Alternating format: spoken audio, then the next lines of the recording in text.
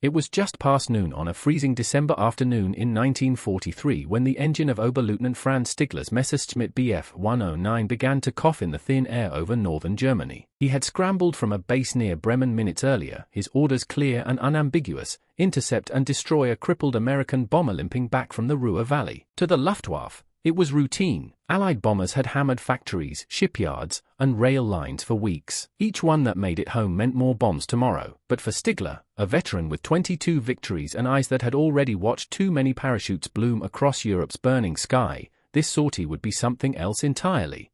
He climbed into the pale sunlight, the cold slicing through his gloves, the canopy frosting at the edges. Below him, the black-grey quilt of cloud parted to reveal a lone Boeing B-17 flying fortress staggering westward, engine smoking, tail shredded, one propeller frozen in place. He throttled down, sliding alongside the bomber until he could see faces through shattered plexiglass, young faces, bloody and terrified.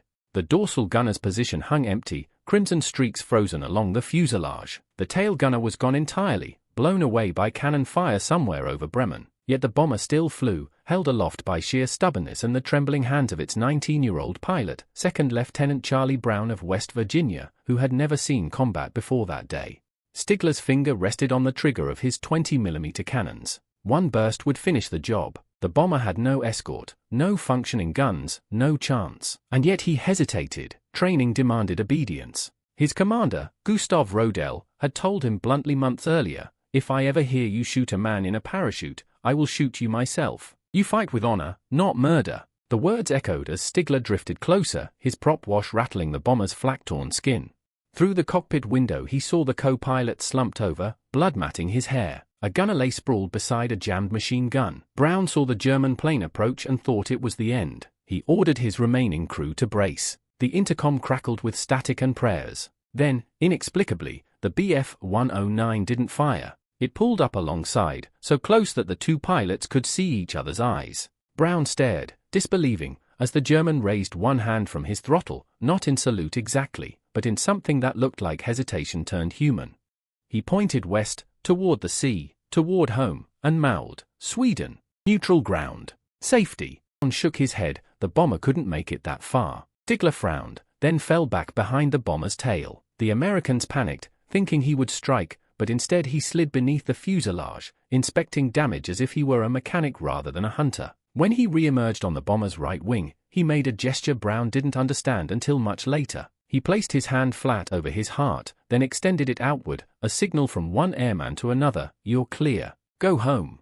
For the next 10 minutes, the two aircraft, one enemy, one ally, flew side by side across northern Germany. German flak batteries below tracked them in confusion but held fire, unable to tell which was escorting which. Stigler stayed with the bomber until they reached open water over the North Sea, then peeled away, saluting once before turning back toward Bremen. Brown watched him vanish into cloud and only then exhaled, realizing he'd been holding his breath for miles. His bomber limped another hour before crash landing in England, a tangle of metal and miracles. 9 men survived. In his debriefing, Brown told the intelligence officers about the German fighter that had escorted them instead of finishing them. The report was classified and quietly shelved. The idea of a Luftwaffe ace showing mercy didn't fit wartime propaganda. On the other side of the front, Stigler said nothing either. If the Gestapo learned he'd spared an enemy, he would face a firing squad. So he carried the memory alone, like contraband humanity smuggled through war. The encounter was forgotten for nearly half a century. Brown went home, haunted by the eyes of the man who hadn't killed him. He stayed in the Air Force, flew in Korea, raised a family, drank too much, and sometimes dreamed of the German who appeared out of cloud like an angel with a black cross on his wings. Stigler survived the war too, though barely. In 1945, with his homeland in ruins and the Luftwaffe collapsing, he ferried refugees and surrendered aircraft until captured by Americans. He emigrated to Canada, built a life repairing machinery instead of destroying it, and told no one about the day compassion had nearly cost him his life. Only in 1990 did Brown, now retired, publish a short notice in a veterans magazine seeking the German pilot who spared a Bf-17 on December 20, 1943. Thousands of letters came, but one changed everything. It began simply, "Dear Charlie, I was the one." When they met months later in Vancouver, both men cried like children. Each had wondered for decades if the other had survived. Each discovered that the brief moment over Germany had defined their entire existence. The story of Stigler and Brown spread through newspapers, documentaries, and classrooms. It became a parable for decency amid madness, but its power lay in what it revealed about the structure that allowed such moments to exist. The Luftwaffe, for all its allegiance to a murderous regime, still clung to vestiges of the old Prussian code of honor, the comradeschaft that saw opponents as fellow professionals rather than targets. In the early years of the war, many German aces still saluted down foes, dropping messages to Allied bases about captured airmen's fates. The same code, twisted yet surviving, had driven Stigler's decision. He wasn't betraying Germany, he was preserving something older than ideology, the idea that even in total war, there were still rules. That principle, fragile and often broken, threaded through the entire conflict like a nerve that refused to die. In the deserts of North Africa, the Afrika Korps and the British 8th Army developed a grudging mutual respect. Prisoners were often exchanged for water, medical care extended to wounded enemies. Rommel, the Desert Fox, famously ordered his troops to treat captives humanely, declaring that soldiers, not murderers, fought under his command. Across the Mediterranean, similar gestures flickered in the dark. In Italy, after the fall of Mussolini, thousands of Allied prisoners escaped camps and were sheltered by peasants who risked execution for harboring them. In occupied France, members of the resistance smuggled wounded German conscripts back across the line simply because they couldn't stand to see another boy bleed out on their doorstep. These acts didn't win battles. They didn't shorten the war. But they prevented the total collapse of conscience, a quiet defiance that said morality could survive even industrialized slaughter. When the Geneva Convention of 1929 codified humane treatment for prisoners of war, cynics scoffed. They said paper couldn't restrain hatred. Yet by 1945, that fragile paper had saved tens of thousands of lives. The British, bound by both law and identity, made a ritual out of restraint. At their camps in Yorkshire, Wales, and Canada, German captives found themselves offered tea after failed escapes, scolded like mischievous students rather than hunted animals. Guards joked, "Did you enjoy your walk?" and meant it, not mockery, but affirmation that they still saw a man, not merely a uniform. Reports from the International Red Cross confirmed it: discipline yes, cruelty no, punishment yes, degradation never. To outsiders it seemed absurd, showing courtesy to men whose comrades had blitzed London, but the logic was precise. Every act of decency became propaganda against tyranny. Every unbroken rule was a victory for the idea that civilization could fight back by refusing to imitate its enemy. Franz Stigler's decision over Bremen fit perfectly into that logic, even if he acted alone. He embodied the paradox of soldiers trapped between obedience and humanity. He had sworn loyalty to a Führer who preached extermination, yet he chose compassion. That contradiction nearly destroyed him. After the war, he admitted to Brown that sparing the bomber had been both the proudest and most dangerous moment of his life. "I couldn't shoot," he said simply. "They were no threat anymore. To kill them would have been murder." Those words, banal on paper, carried the weight of the 20th century, because that's what the century kept testing, how far ordinary men would go before saying no. Historians later calculated that Allied air crews faced one of the highest mortality rates of any unit, more than 55,000 killed over Europe. Missions were mathematical slaughter, flak bursts, interceptors, oxygen failure, frozen limbs.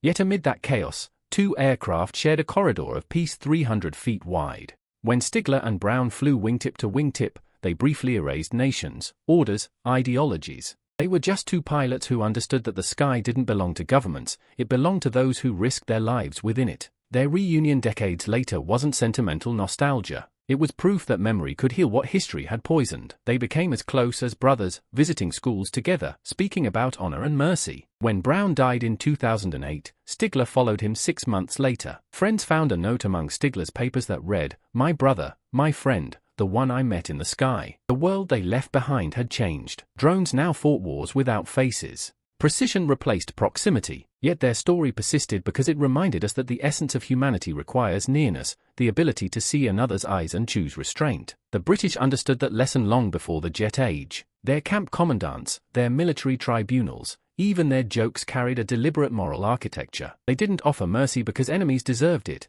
they offered it because they themselves did.